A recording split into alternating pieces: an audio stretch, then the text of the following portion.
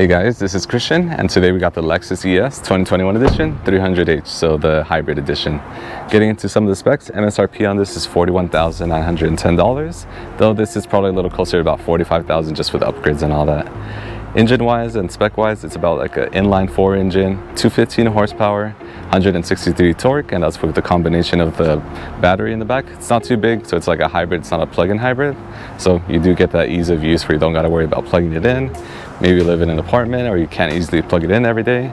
This is pretty convenient. It's sort of like I guess like a Prius where you don't got to worry too much about plugging it in, so just that ease of use. Besides that, 0 to 60 is about 8.1 seconds, so it's not the fastest, but it's probably enough just for getting around town. And honestly, like maybe you need just like a luxury cruiser with a lot of space and you don't mind the speed too much, this is pretty good option. Getting onto the exterior, so this is an eminent pearl white, so it's not like a gloss white or a metallic white. It's just like it has like nice pearl look to it and everything.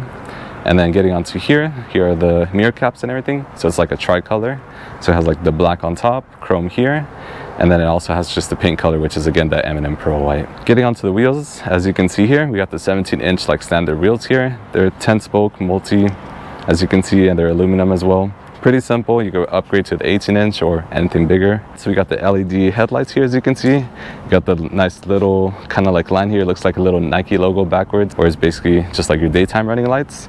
They're simple, and you can get the tri-beam headlights in case you want those, but these again are just standard and everything.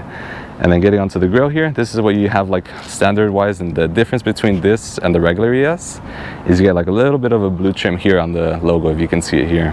So getting onto the back side, so here we got the Lexus badge here, and then you have that blue trim again that I mentioned like on the front side. You also have your ES300H badge here on the bottom, and then you have your LED tail lights that back there. They're pretty simple, they're not too cool. I kind of honestly like those IS lights, if you remember that we saw in the other video, really cool looking, but these are quite fine.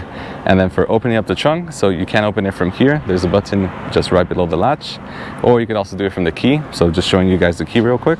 You got 4 buttons. You have your lock, your unlock, you can hold to basically open up your trunk, and then also your panic button and all that.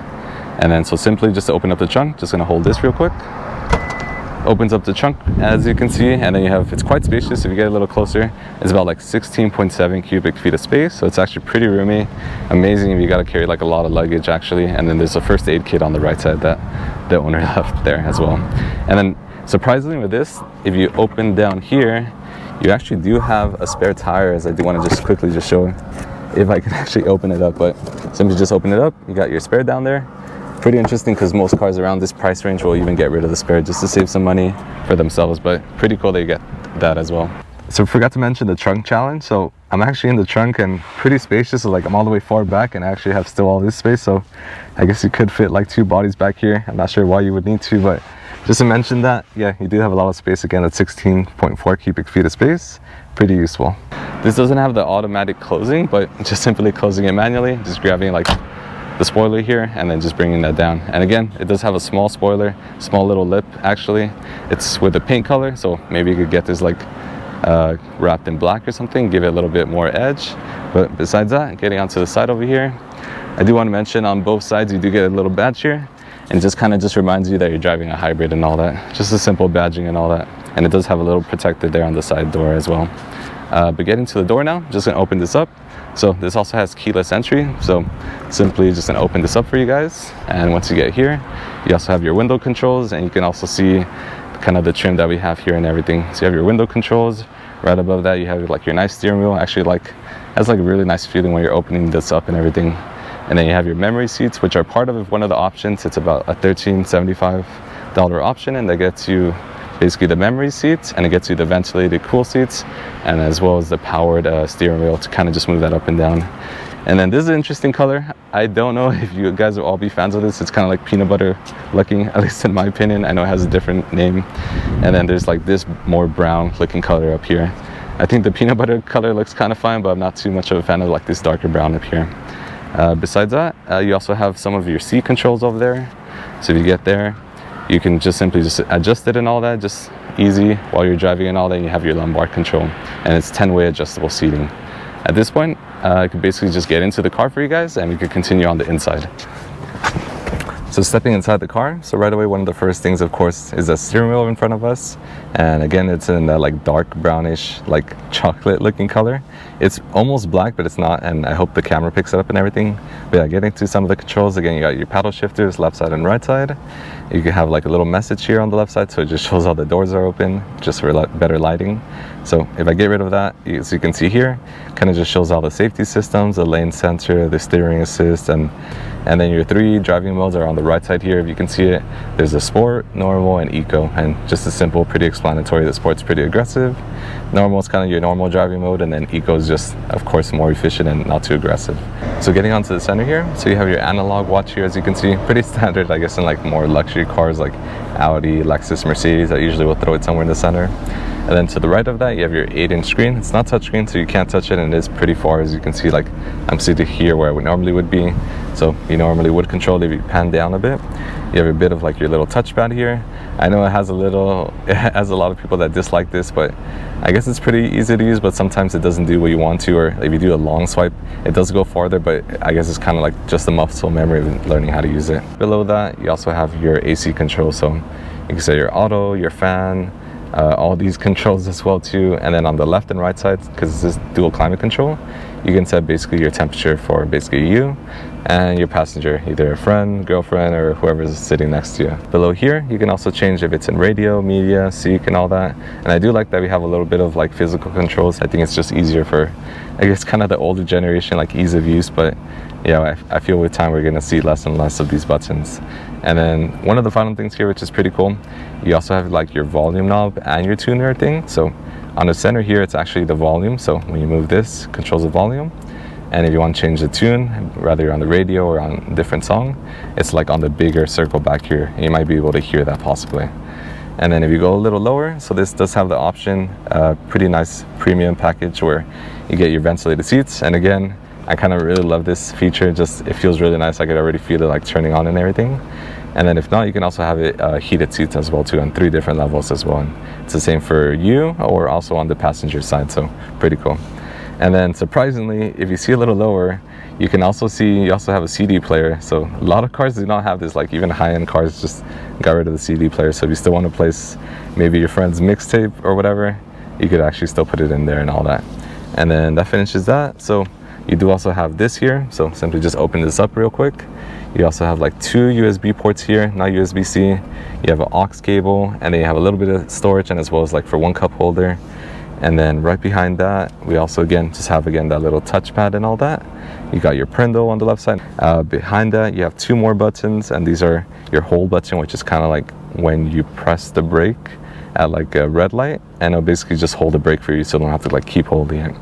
And on the right side, it's the EV mode, and what basically that is, it's just it uses full battery, so it doesn't use any of the car, I guess, like engine, but you do have to be going under like about like 20 miles an hour. And behind that, final thing, we do have 1 more cup holder, and you can see it's actually pretty deep, so it actually goes pretty down low. I'm not sure if you can actually tell, but you can see it actually goes pretty low. Though, if you don't want it to be too low, there's a little push button here, so if you press this, it opens up like a little flap, and it doesn't go too deep. Maybe you want to put your phone here, or maybe you're putting a cup that's not too tall, but you can have this open and everything. So that kind of gets us to the Starbucks cup challenge. So as you can see, this big cup here kind of goes really low, or if you don't want to, you can also just have it up to here, but it's up to you. It might shake around a little too much, so just open up the flap, put it down there, and then it just holds it nicely. And as well as the second one, you can put it over here, I guess, for your passenger and all that. Getting onto the center armrest here, again, it's in that peanut butter color again, and you can open it 2 ways. You can actually open it from the driver's side or from the passenger side. So you can open it from the driver's side, and then right away you kind of see here, you got your wireless charging and all that. The green light here kind of just mentions that the wireless charging is on. You could turn it off too, or again, just keep it on. And then if I place my friend's phone here and everything, it should turn on the screen real quick. And yeah, so you can see it's charging. You can see his 1-piece background and all that, and you can actually see that it's charging. And then right behind that, you can actually see all the storage here. It might be a bit dark, but you can just kind of see like how far my hand goes down there. And you have a little bit of space, pretty decent space and all that. And yeah, so simply gonna close this up. And just to show you real quick, so right now it's closed, and I can actually open it from the driver's side or the passenger side, or the driver's side. You can just keep doing that back and forth if you want to. Not sure why, but yeah, just showing you how that works. Last thing I do want to mention, you also have a moonroof up here. This comes standard and everything. You can open it up all the way, or in case you don't want too much light, you can also just close it. But yeah, that covers up the front now. So jumping inside here, as you can see right away, so this is actually in my driver's side position. As you can see, it's like my whole hand can kind of like fit in here. So new room is like really nice. And then you do have a little bit of like cubby space here. So you can maybe store some papers here, a book. I don't know, I keep mentioning books, but I'm sure most people don't carry books in their car. Here on the center, you also have like your AC controls and all that. You have two vents, left side and the right side if you need to, and you can also just close it too. And then right below that, you also have like a 12 volt, 120 watt port in case you need that as well. And then you have two USB-C chargers at 2.18 amp charging. Not USB-C, but this is pretty easy and most people still are using USB cables. So just closing this back up. And then I just want to show you again the armrest here in the center. So just bringing this down. And as you can see here, you got two actual cup holders. So it gives you just two more Starbucks cups that you can place here. And then this also has like a ski pass, and if I actually show it here, you actually have a ski pass and it actually has like a little lock. Maybe for whatever reason you don't want to open it, but just simply just bringing this down, you have a little hole, so it's not like the whole thing comes down, and it just lets you kind of just pass your skis through here in case they are pretty long and all that. So closing this back up, so this goes back up, and then you can honestly fit like 3 adults, like full-size adults back here, just with how wide the car is. And again, that knee room is pretty nice. My headroom might not be the highest, but again, that knee room and everything, and I feel pretty comfortable. So if you're going to like Vegas or something, it'd probably do a really good job. Getting onto the driving side, so visibility is really nice out of the front. It's really nice and expansive. You got your moonroof to it as well in case you want to see that. Besides that, your A pillar is actually really thin. Your B pillar is pretty thin. Looking at your blind spot's pretty easy though. This car also does have the blind spot monitoring. That is an option, so it doesn't come in stock, but you can get that. This also has tons of safety features. I never mentioned them with all the cars. There's just so much to list. But if you guys want me to, I could also list them out. I want to show you guys a little launch. It's going to be a really short one. I'm not going to do the full 60, but just to show you real quick. So it picks up, makes some noise. And yeah, that hit about like 35. It's not fast again, but my cameraman's even laughing. So it's not a fast launch. It's not a fast car at all, but again, it's just, this is more of a car, like luxury, the space and everything. Really spacious seats to the front one. It's really comfortable too, in my opinion. And then tons of storage in the back. You can carry full 5 adults if you need to. Alright guys, that completes my review for the Lexus ES 300h 2021 edition. And just to mention, so it's got the reliability of a Lexus, efficiency of like a Toyota Prius, and it's got like a space of, again, the Lexus ES, or kind of like a Camry as well. You have really spacious seats on the front, and they're pretty comfortable too, and the back side too. You can fit 3 adults back there pretty easily, in my opinion. If you got to carry a lot of luggage back here, 16.4 cubic feet of space, so fit a lot of luggage. Either you're going to Vegas, LAX, or wherever you're going to. If you got to carry a lot of adults and a lot of things, this is probably a good car, and it has the efficiency too and reliability. Besides that, it doesn't have the speed. It shows 0 to 60 is about 8.1 seconds, but you're probably just looking at this because you want something economical, efficient, and reliable, and honestly, that's kind of the 3 best things to look at. Alright guys, that concludes the review again on the Lexus ES 300h 2021 edition, again in the eminent pearl white and the peanut butter interior, which is pretty interesting. Probably go with the black or maybe that beige color, but it's quite fine. Besides that, again, if you guys can like and subscribe, helps me out a ton. Again, I'm always looking at those numbers rising, and again, thank you for all that feedback to any comments or recommendations. I know 2 people have recommended a Golf and as well as a 4Runner, so I'm looking into getting some of those. But besides that, again, thank you for everything.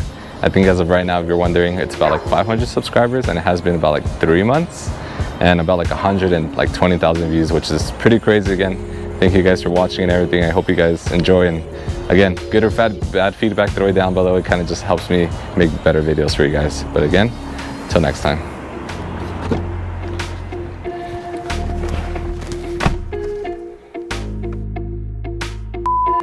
And as you can see with the green light here, it actually shows that the wireless charging is on. So let me just close this. Your messages are open, that's why.